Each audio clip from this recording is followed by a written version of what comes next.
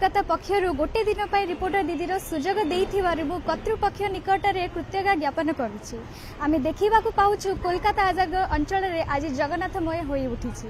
7 दिन धरी चली आसीछि एई जगन्नाथ संस्कृति उत्सव। जगन्नाथ तत्व को प्रचार और प्रसार करबा सह एकता भाईचारा परिवेश सृष्टि होइछि। चलो जानिबा एई जगन्नाथ पूजा विषय रे।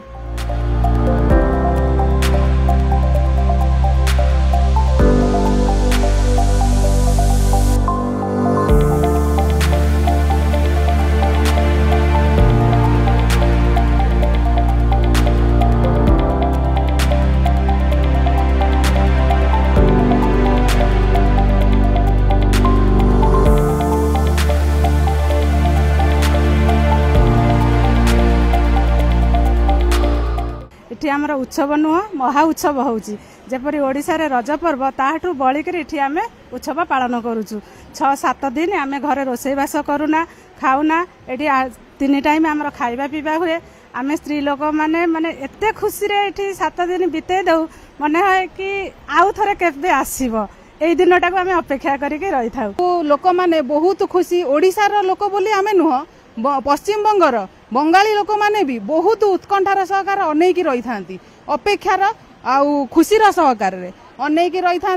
से माने एठी आनंद माने उपभोग करती भजन समारोह गीत नाच सबुतिरे खाली ओडिया लोक नुह से माने भी आसिकी सहयोग माने अनुष्ठान रे भाग भी नियंती। आमर जगन्नाथ महाप्रभु एटार पूजा करा जाउची जो ठाकुर कि आम समस्त परंपरा नीति रे आमर ठाकुर आमरी निजरी ठाकुर तेणु करी आमे एठारे भल भाव आमे पालन करूछु।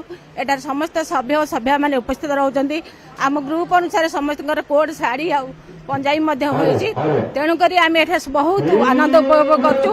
दिन धरी कि एठी हमर जो भजन कीर्तन ठारू शुरू होउची आमे समस्त बहुत खुशी रे एठी भजन कीर्तन सह मजी जाउछु। आज मैं जगन्नाथ पाखरे गोटे भजन मु करुची। मथा नई लुटी गला ता चरण तले एते सुख लेखा थिला ए पोड़ा कपाले।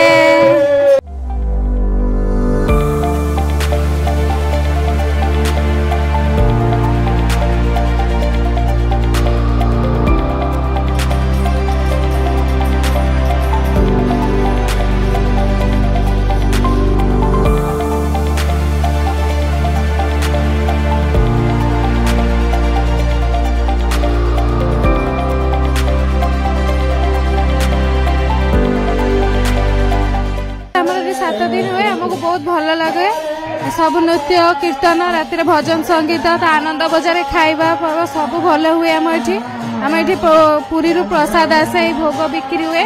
हाँ आम सब बस ये नृत्य परिवेशन भजन संगीत 7 दिन कटि जाए भल लगे। काउंटर सामने आम प्रसाद बिक्री करा पुरी आसची जिते बिक्री करा समय आम बहुत सारा झील पिला माने मिसिक बसुचु आउ even that time we used to enjoy a lot.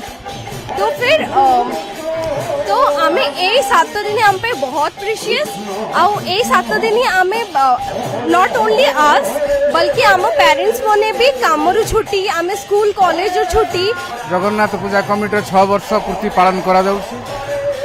आमर जगन्नाथ जी आमर भाईचारा इठे बढ़ी बहुत ओडिया माने इठे उपस्थित अच्छा 1000 ऊपर ओडिया माने प्रति वर्ष ए रकम चले आमर भजन कीर्तन प्रति मे मास जून मासरे आम जो चाकरीजीवी लोक मैंने रहिलु एवं आजादगढ़ जो आम महिला माने अछंती घरोई गृहिणी माने अछंती सेमानकर अवदान अतुलनीय।